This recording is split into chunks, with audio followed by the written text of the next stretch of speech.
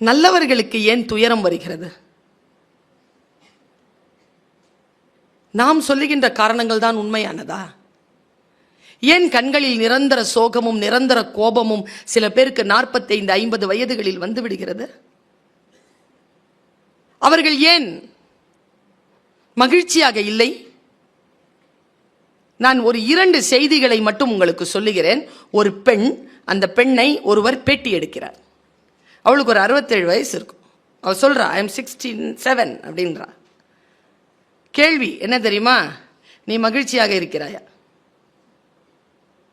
S அப்படி இங்கிலீஷில், அது இங்கிலீஷ் பொம்பளை.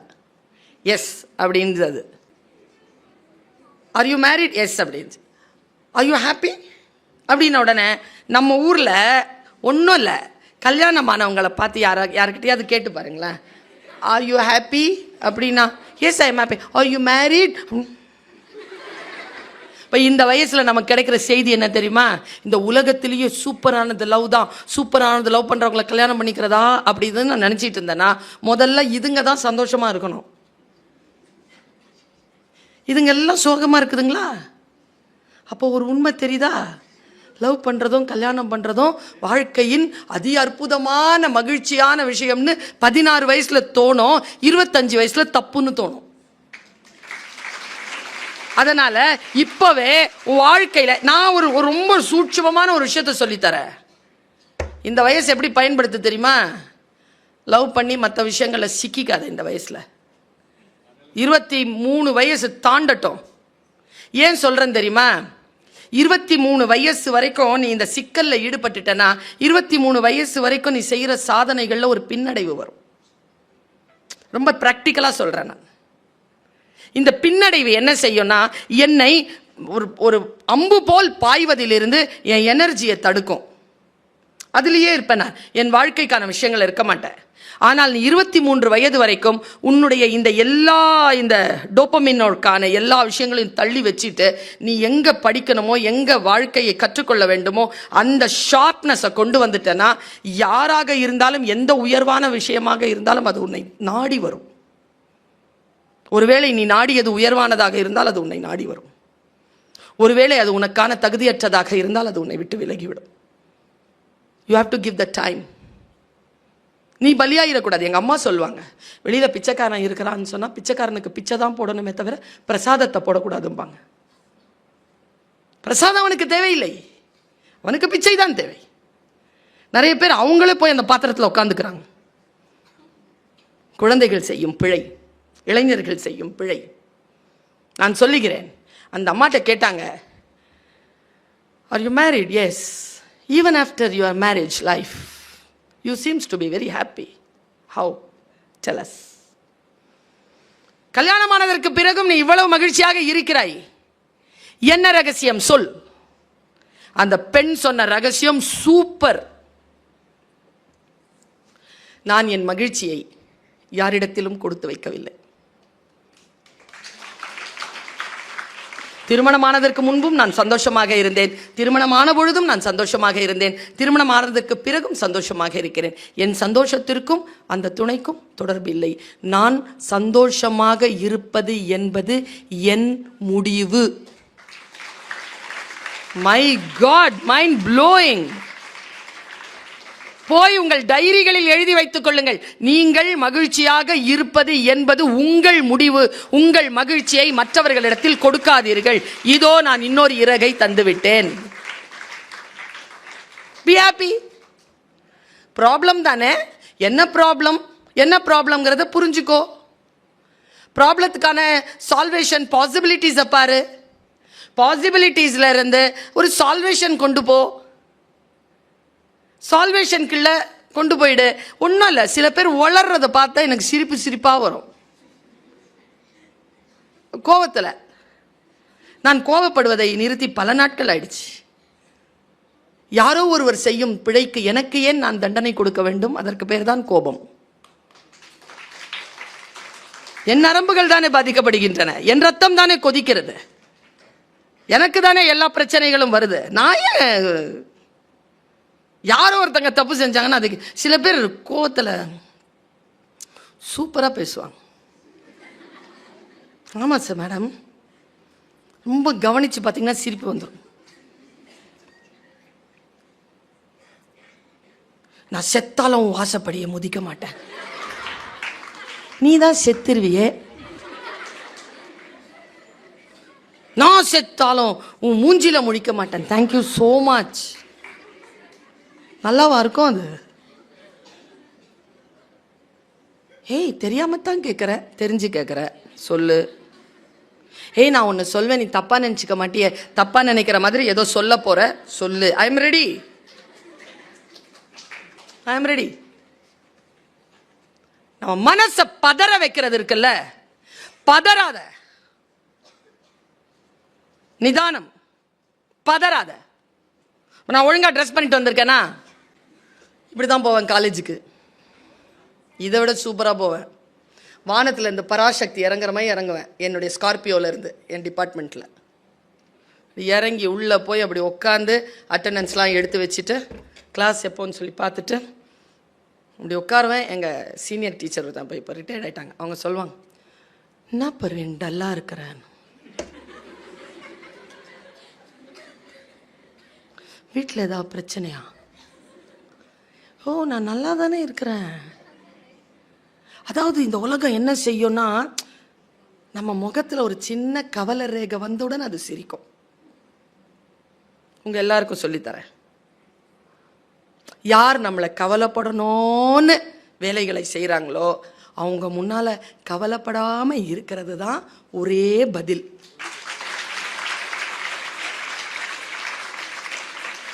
சரியா? நம்ம நாசமாக போயிடணும்னு நினைக்கிறவங்களுக்கு முன்னால் ஜெயிச்சு காட்டுறது தான் அவங்களுக்கு நாம் கொடுக்குற பதில். இல்லை, நம்மளை அழ வைக்கணும்னு முடிவு பண்ணி இருக்கிறவங்களுக்கு முன்னால் அழாமல் இருக்கிறது தான் அவர்களுக்கு கொடுக்கின்ற பதில். என் பிள்ளைகளே, நான் எப்பொழுதும் சொல்லுகின்ற 30 ஆண்டு காலமாக எனக்கு நானே சொல்லிக் கொள்ளுகின்ற அதே மந்திர சொல்லை தருகிறேன். உடலில் இருந்து துக்கமாக இருக்கும் பொழுது கண்ணீர் வரும், அது ரொம்ப உப்பு கரிக்கும். அப்படியே வாயில் பிடிச்சுன்னா உப்பு கறி. ஆனால் ஒன்று சொல்கிறேன், முடிவு பண்ணிட்டேன்னு வச்சுக்கேன், அதே உப்பு தண்ணியை கண்ணிலேருந்து வழிய விடாத, இப்படி வழிய விடு, இப்படி வழிய வேர்வையாக்கு. நான் சொன்னல 33 வருஷம் உழைச்சிருக்கிறேன்னு. உன்னுடைய மொபைலில் நான் வந்து நிற்கிறேன் அப்படின்னா, நான் ஏதோ உன்னுடைய மொபைலில் வந்து என் வீட்டிலேருந்து நிற்கல. 32 நாடுகளுக்கு பயணம், 38 மாவட்டங்களுக்கும் பயணம், இந்தியாவின் பிற மாநிலங்களுக்கு பயணம். என் கால்கள் இரண்டும் வீங்க வீங்க சென்று நான் பயணம் செய்து பேசினது தான் உங்க மொபைல்ல. இருந்த இடத்துல இருந்து இல்லை. ஆனா என்ன, நல்லா நீ வந்து உன்னை நீயே தயார் பண்ணிட்டேன்னு வச்சுக்கேன், 32 நாடுகளுக்கு போயிருக்கிறனால ஒரு டிக்கெட்டை கூட என் சொந்த செலவில் வாங்கினதில்லை. பணத்தை பற்றி கவலையே பட வேண்டாம். கற்றவருக்கு கையில் பிடிச்சிக்கோ, கல்வியை கையில் சென்ற இடமெல்லாம் சார். நாம் சில தவறுகளை எங்கே எல்லாம் நிகழ்த்துகிறோம், அதிலிருந்தெல்லாம் விடுதலை பெற்று எப்படி இறகுகளை சேர்த்து கொண்டு அதை சிறகாக்குவது என்பதுதான் என்னுடைய கருத்து. அதை நான் சொல்லிக்கொண்டே இருக்கிறேன். இன்னும் ஒரே ஒரு பாயிண்ட் மட்டும் சொல்லிடுறேன், அதை நான் ஏற்கனவே பேசி இருக்கிறேன். நீங்கள் அதை சரியாக உள்வாங்கிக் கொள்வீர்கள் என்கின்ற நம்பிக்கையோடு அதை சொல்கிறேன். எனக்கு யாராவது பேசுனா கேட்கறது பிடிக்கும் பேசுறதை விட. அதனால தான் நல்ல ஸ்பீக்கராக இருக்கிறேன்னு நான் நினைக்கிறேன். பேச்சாளருக்கான வேலை பேசிக்கிட்டே இருக்கிறதல்ல, படிக்கிறதும். இந்த பழக்கம் வந்தது எங்கள் அம்மாவால். எங்கள் அம்மா எங்கள் வீட்டுக்கு யார் விருந்தினர்கள் வந்தாலும் எங்கள் 5 பேரையும் வரிசையாக நிற்க வச்சு அறிவுரை சொல்லுவாங்க. சொச்சோன்னு ஒரு எவ்வளோ கஷ்டமாக இருக்கும்ல மேடம். ஆனால் அதை எவ்வளோ நல்லது தெரியுமா, அந்த ப்ராக்டிஸே விட்டுட்டோம். நம்ம பேச்சையே கேட்க மாட்டேங்குது, அதை நான் அடுத்தவங்க பேச்சை கேட்க. அப்படி இல்லை மேடம், நம்ம பேச்சை கேட்காததெல்லாம் அடுத்தவங்க பேச்சை கேட்கும். என் வீட்லேயும் அப்படி தான். எனக்கு 3 சித்தப்பா, ஒரு பெரியப்பா சார், ஒரு அத்தை. மாதம் வருவாங்க, நிற்க வச்சுருவாங்க. எங்கள் அம்மா தனித்தனியாக தான் வருவாங்க. டிஃபன் காஃபிலாம் சாப்பிட்டுட்டு அவங்க நல்லா குடும்ப விஷயம்லாம் பேசிட்டு எங்கள் அம்மாவும் போகும். அவங்க அப்படி சொல்லுவாங்களான்னு எங்கள் அம்மா எங்ககிட்ட சொன்னதில்லை. எங்கள் 5 பேரையும் நிற்க வச்சு ஏதாவது அட்வைஸ் சொல்லுங்க பாய்ஜான். ஒரு பேச்சு கேட்கறது இல்லை. இந்த 3வது எனக்கு ஒரு அண்ணன், ஒரு அக்கா, ஒரு தம்பி, ஒரு தங்கச்சி. 3வது நான் தான். இந்த 3வது இதுக்கு சொல்லுங்க அறிவுரை, நிறைய சொல்லுங்க, கேளு. எங்க சோகம் தெரியுமா? 3 சித்தப்பால ஒரு சித்தப்பாக்கு அட்வைஸ் பண்ண தெரியாது. அது கூட சோகம் இல்லை மேடம். தனக்கு அட்வைஸ் பண்ண தெரியாதுன்னு அவருக்கு தெரியாது. எப்படி இருக்கும்? இந்த மாதிரியெல்லாம் பேச்செல்லாம் கேட்டு வளர்ந்தவனா. நிறைய சாப்பிடணும், இவ்வளோ சாப்பிடணும்னு சொல்லுவார். அப்போதான் வலுவா இருக்க முடியும். யோசித்து பார்த்தா நமக்கான சொல் எங்கேயோ இப்போ 282 பக்கம் புத்தகத்தை படிக்கிறேன். அதில் 261வது பக்கத்தில் 4வது பேராவில் 3வது வரி எனக்கான வரி. மொத்த புக்கையும் அந்த ஒரு வரிக்காக நான் கடந்தாகணும். எல்லாருக்கும் அறுவடை பண்ண முடியாது. அதுல ஏதோ ஒன்று. இந்த மூங்கில் காட்டில் எந்த மூங்கில் புல்லாங்குழல் என்று நான் கேட்பேன். எங்கேயோ ஒண்ணுதான், ஒண்ணு நம்மளை ஹிட் பண்ணும். அப்படியே சரி, இன்னிலேருந்து நம்ம இது பண்ணிக்கலாம். பாருங்க, நான் லண்டன் போறேன் 2 மாசத்துக்கு முன்னால. அங்க கேம்பர்லி அப்படிங்கிற இடத்துல இருந்து கிங்ஸ்டோன் அப்படிங்கிற ஒரு இடத்துக்கு போறேன். 6 மணி நேரம் பயணம். டிரைவர் நான், அவ்வளோதான். டிரைவர் ஒன்றும் கம்யூனிகேஷன் எதுவும் இல்லை. ஒரு பாட்டுக்கு வண்டி ஓட்டிகிட்டு இருக்கிறாங்க. நான் காஃபி இருக்கிற இடத்துல நிறுத்துகிறேன். வழியெல்லாம் பார்க்குறேன், ரொம்ப நல்லா இருக்குது. 6 மணி நேரம் எப்படிங்க இருக்கும்? தூங்குறதுக்கு வழியில் காரு ஃப்ரண்ட்டில் உட்காந்துருக்கேன், போய்கிட்டே இருக்கு. திடீர்னு மனசில் தோணுச்சு, இதை எடுத்தேன். ஆனால் இன்டர்நெட் கனெக்ஷன் இல்லை. அந்த பிரதர்கிட்ட கேட்டேன், brother give me your hotspot அப்படின்னு. அவர் நல்ல மனுஷன் கொடுத்தார். நான் உடனே ரீல்ஸ் ஓப்பன் பண்ணுறேன். தெரியல, இயற்கை பிரபஞ்சம் நம்மை ரொம்ப நேசிக்கிறதுனா ஏதாவது ஒரு சொல்லை நம்மக்கிட்ட கொடுக்கும். அந்த சொல் எனக்கு வந்துச்சு, ஆனால் எனக்கு மனசு ஒப்பலை.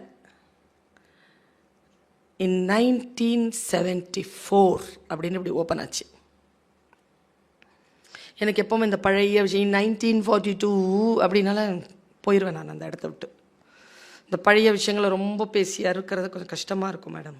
அது செய்யக்கூடாது, அது கஷ்டமாக இருக்கும். நான் என்ன பண்ணுறது? அப்புறமா மறுபடியும் எல்லாம் ஆஃப் பண்ணிட்டேன். ஆஃப் பண்ணிவிட்டு மறுபடியும் ஓப்பன் பண்ணேன். மறுபடியும் 1964 அதுதான் ஓப்பன் ஆகுது. 1974 அது ஓப்பன் ஆகுது. ஓப்பன் ஆன உடனே 2வது முறையாகவும் அது ஓப்பன் ஆன உடனே நான் நினச்சிக்கிட்டேன், something the cosmos wants me to communicate. Okay, நல்லா தெரிஞ்சுக்கோ. ஃபஸ்ட்டு தடவை வெற்றி பெற்றால் வரலாற்றில் இடம் பெற மாட்டாய். அதே வெற்றியை 2வது தடவையாக பெற்றால் வரலாற்றில் இடம் பெறுவாய். ரொம்ப ரொம்ப நுட்பமான விஷயங்கள் இதெல்லாம். To sustain in that position is very important for history. For claps ஒரு வாட்டி வாங்கினா போதுமானது. ஹிஸ்ட்ரியில் உட்காரணும்னா 2வது வாட்டியும் ஜெயிச்சாகணும். அது அந்த சூட்சுமம் தெரியும் எனக்கு. ஜிம் கேரி, நான் நேற்று கூட சொன்னேன் அதை. ஜிம் கேரிங்கிற ஒருத்தர் இந்த மாஸ்க் அப்படிங்கிற படத்தில் நடிச்சிருப்பார். அவர் நேற்று ரீல்ஸ் பார்க்குற அதில் வந்தார். அதில் சொல்கிறார், நான் குளோபல் வின்னர் அவார்டு வாங்கினேன். I am not as perfect. இல்லை I am so perfect. I won 2 times global winner award. I give the privilege to this body to go for sleep every night. எப்படி சொல்கிறாரு? I give the privilege to this body to go for sleep and close the eyes. ஆனால் அப்படி மூடுகின்ற பொழுதும் நான் என்ன நினைக்கிறேன் என்றால், 3வது முறையாக அந்த பதக்கத்தை எப்பொழுது வெல்லப் போகிறாய் என்பதுதான் என் கனவாக இருக்கிறதுன்னு சொல்லிட்டு பேசுகிறார் ஜிம் கேரி. ப்ரூஸ்லி 1971 அவர் கொடுத்த ஒரு பேட்டி, பிரமாதமான பேட்டி. அவர் சொல்கிறார், வாட் இஸ் ஃபியர்னு கேட்குறாங்க அவர்கிட்ட. அவன் என்ன சொன்னான் தெரியுமா? நான் மற்றவர்களுடைய எக்ஸ்பெக்டேஷன்ஸ்க்கு என் வாழ்க்கையை வாழ்வதில்லை. I dare to face the fear because fear is a teacher. I don't miss the class. நாம எல்லாருமே எதுக்கோ பயப்படுறோம். அந்த பயத்துல தான் அதை எதிர்கொள்ள மறுக்கிறோம். You dare to face. நான் இதை பார்க்குறேன். 1974 அப்படி ஓப்பன் பண்ணுது. ஒரு பொண்ணு வரா, 35-38 வயசு இருக்கும். அவள் பேர் மரியானா அல்பர்டோவிச். ஸ்மார்ட்டாக இருக்கா, நல்ல பியூட்டிஃபுல்லாக இருக்கா. ஒரு கவுன் போட்டிருக்கா, காஃபி கலரில் ஒரு கவுன் போட்டிருக்கா, ஒரு கவுன் போட்டிருக்கா, ஒல்லியாக இருக்கா, பாஃப் வெட்டியிருக்கா. அந்த ப்ராஜெக்ட்க்கு பேர் ரித்தம் 0. நீங்க இப்போ வீட்டுக்கு போய் உங்களுடைய மொபைல் எடுத்து ரித்தம் 0 இன் 1974 மரியானா அல்பர்டோவிச் அப்படின்னு போட்டா இப்ப நான் சொல்றது அப்படியே வரும். அவ ஒரு சைக்காட்ரிக்ட். அந்த சைக்காட்ரிக்ட் என்ன பண்றா? ப்ராஜெக்ட்ஸ், எக்ஸ்பெரிமெண்ட் ப்ராஜெக்ட்ஸ் பண்றா. என்ன எக்ஸ்பெரிமெண்டல் ப்ராஜெக்ட் அப்படின்னா சைக்காலஜி எக்ஸ்பெரிமெண்டல் ப்ராஜெக்ட்ஸ் பண்றா. அவ பண்ண ஒரு எக்ஸ்பெரிமெண்ட் ப்ராஜெக்ட் தான் 1974 ரித்தம் 0. அவ என்ன பண்றா? நேரா போய் இந்த மாதிரி ஒரு சேர், டேபிள் இங்க இல்ல, சைட்ல இருக்கு டேபிள். சேர்ல உட்காந்துட்டா, 15 மினிட்ஸ்க்கு முன்னாலே வந்து உட்காந்துட்டா, 12:45 வந்து உட்காந்துட்டா. I am here for you. இதே மாதிரி ஆடியன்ஸ், இதே மாதிரி தான் stage. I am here for you for 6 hours. பொதுமக்கள், நீங்க யாருன்னு எனக்கு தெரியாது. பொதுமக்கள், இந்த ரைட் சைடில் ஒரு டேபிள் இருக்கு, அதில் 72 ஆப்ஜெக்ட்ஸ் இருக்கு. பூவிலிருந்து பிரெட்டு, கத்தி, குண்டுட்டப்பட்ட துப்பாக்கி, ஊசி, பைபிள், மேக்கப் ஐட்டம்ஸ், சீப்பு, கத்திரிக்கோல், கயிறு, ஷூஸ் எல்லாம் இருக்கு, ட்ரெஸ் எல்லாம், ஷால். இந்த 72 ஆப்ஜெக்டையும் எனக்கு தெரிஞ்சு இது இந்த பாயிண்ட் மட்டும், மற்றதெல்லாம் இறகு, இதெல்லாம் சேர்த்து வச்சுக்கிட்டு ஒரு சிறகு வந்துருச்சு உங்களுக்கு. நான் கொடுக்குற இந்த மெட்டீரியல் இன்னும் ஒரு சிறகு. ஒட்டுமொத்தமான பாயிண்ட் இது. நான் கேம்பர்லியிலிருந்து கிங்ஸ்டோன் போகும்போது நான் வேற, கிங்ஸ்டோனுக்கு போயிட்டு பேசிட்டு நான் வந்ததுக்கு அப்புறமா இதோ இப்போ வரைக்கும் நான் வேற. எதுவுமே லேர்னிங் தான். Listening, learning, observing, listening, learning. அப்புறமா தான் ரைட்டிங், ஸ்பீக்கிங், ரீடிங்லாம். இந்த அலர்ட்னஸ் இருக்குல்ல, இது நம்ம குழந்தைகள் கிட்ட வரணுங்கிறதுனால சொல்றோம். நமக்கிட்டையும் வரணும். அப்படின்னு போகக்கூடாது. அப்படியா அப்படியா சொல்ற? It is his opinion. You cannot live others' life. தொடும் வரைக்கும் தான் நெருப்பு, சுடும் வரைக்கும் நெருப்பு, தொடும் வரைக்கும் தான் பாம்பு, சுற்றும் வரைக்கும் தான் பூமி, போராடும் வரைக்கும் தான் மனிதன். Go for the field. ஏன்னு பார்த்துட்டு இருக்காத. Go for the field. வந்தல்ல, இதில் பார்க்குறத விட கேட்குறல்ல, இது வேற ஃபீல் தானே. இதில் பார்க்குற ஃபீல் எப்படி, இது கேட்குற ஃபீல் எப்படி, இது வேற.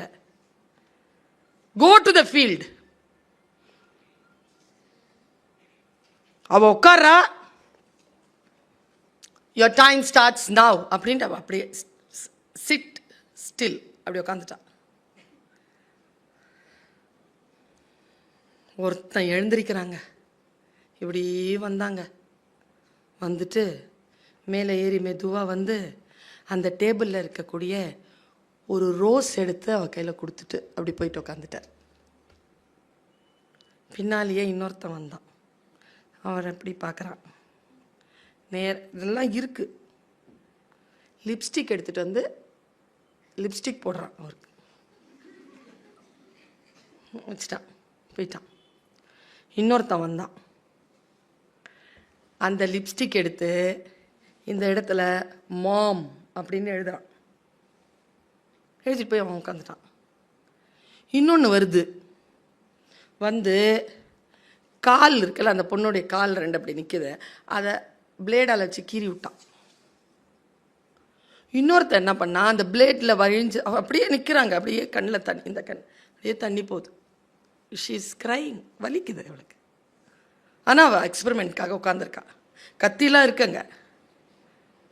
She give her self for the experiment. அதனால தான் சொல்கிறேன் போய் பாருங்கன்ட்டு. அதுக்கப்புறமா நான் வேறனே சொல்கிறேனே, அப்புறம் என்ன. போய் இன்னொருத்தன் வந்து என்ன பண்ணா, அந்த ரத்தத்தை எடுத்து இங்கே எழுதுறாங்க தி எண்டுன்னு கழுத்தில். இன்னொருத்தன் வந்து கத்திரிக்கோள் எடுத்து தலைமுடியை ஒட்டி விட்டான். அவள் பாஃப் கட்டி இருந்தாலும் கட்டி விட்டான். இன்னொருத்தன் ட்ரெஸ்ஸை வெட்டுறான். என்னென்னமோ பண்ணுறாங்கங்க அவளை. ஒருத்தன் வந்து பைபிள் வாசிக்கிறான் அவன் முன்னால். ஒருத்தன் வந்து கேக் ஊட்டுறான். என்ன எல்லாம் பண்ணி அவள் ஆல்மோஸ்ட் இஸ் டெட். 1.25 மணி நேரம் இருக்கு, இன்னும் உயிரே போயிடுச்சு. கடைசியாக கொஞ்சம் நேரம் அப்படியே விட்டு வச்சுருந்தாங்க அவளை. அவள் அப்படியே உட்காந்துருக்கா. ஒருத்தன் எந்திரிச்சு வந்தான். நீலாம் எதுக்கு உயிரோடு இருக்கிற அப்படின்ட்டு. அதுக்கு ஏதாவது சம்மந்தம் இருக்கா? நேராக வந்து துப்பாக்கி எடுத்துட்டான். வந்து இங்கே வச்சுட்டான். அவகிட்ட அந்த துப்பாக்கி மட்டும் எடுத்தாங்க அவங்க. ஸோ அது கூட செய்வார்கள்.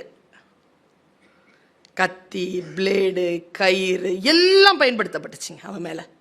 சாப்பாடு, அன்பு, ஃப்ளவர் கொடுத்தது, மேக்கப் போட்டது, முடி திருத்தினது எல்லாம் பண்ணுறாங்க அவளை. அப்படியே உட்காந்துட்டுக்கா. டங்குன்னு 6 மணி அடிச்சுது. நான் பார்த்து 45 மினிட்ஸ் பார்த்தேங்க. நான் மாற்றி மாற்றி மாற்றி மாற்றி பார்த்துக்கிட்டே இருந்தேன். நான் அந்த அந்த ஆல்பர்டோவிச்சை பார்த்துட்டே இருந்தேன். கடைசியாக ஒரு ஸ்டேட்மெண்ட்டுங்க. அது அவ சொல்லலை, நான் சொல்கிறேன். 6 மணி டங்குன்னு அடிச்சதில்ல. அப்படி இப்படி அவள் தன்னுணர்வு பெற்றால. அப்படி தன்னுணர்வு பெற்ற உடனே அவளுக்கு யார் யார் கத்தியில் குத்துனாங்களோ, வெட்டினாங்களோ, கீறினாங்களோ அதுங்க எல்லாம் எழுந்திரிச்சு ஓடிடுச்சிங்க வெளியில். நான் ஒன்று சொல்லவா? இப்போது பெண்களுக்கும் இளைஞர்களுக்கும் குழந்தைகளுக்கும் சொல்லுகிறேன், முதியவர்களுக்கும் சொல்லுகிறேன்.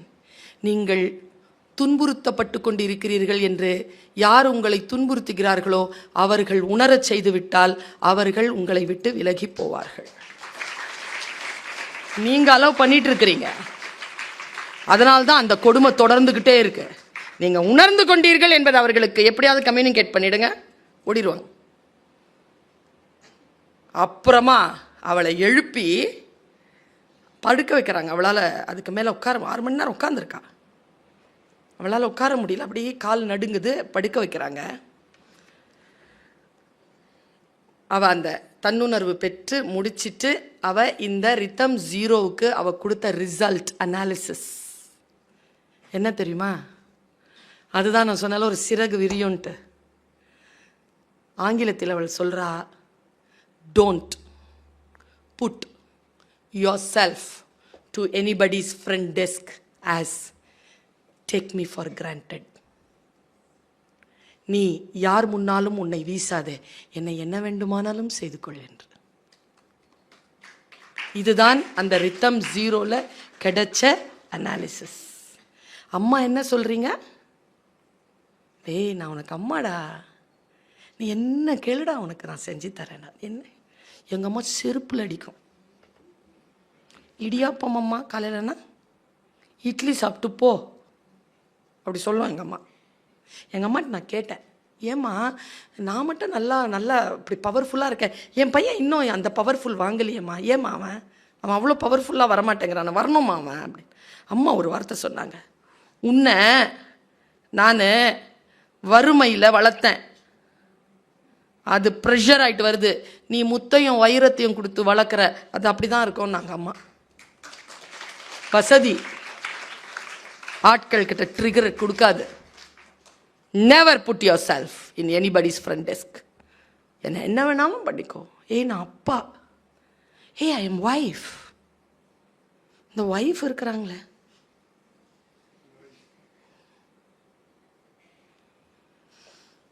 உங்கள் வீட்டுக்காரர் என்னம்மா பண்ணுறாரு? அவர் இன்ஜினியர். நீங்கள்? நான் சும்மா தான் இருக்கிறேன். அப்புறம் இல்லை, சரியா சொல்லு. நான் ஹவுஸ் ஒய்ஃபுங்க. நான் ஒன்று கேட்குறேன், இந்த மாதிரி சொல்கிற பெண்களை பார்த்து, லூஸு கூட சும்மா இருக்காது. நீ எப்படி சும்மா இருக்கிற? நீ சும்மாவா இருக்கிற? இந்த வீட்டில் சும்மாவா இருக்கிற நீ? அந்த ஆளுக்கு தானே ஒய்ஃபு, அது எப்படி ஹவுஸ் ஒய்ஃபு?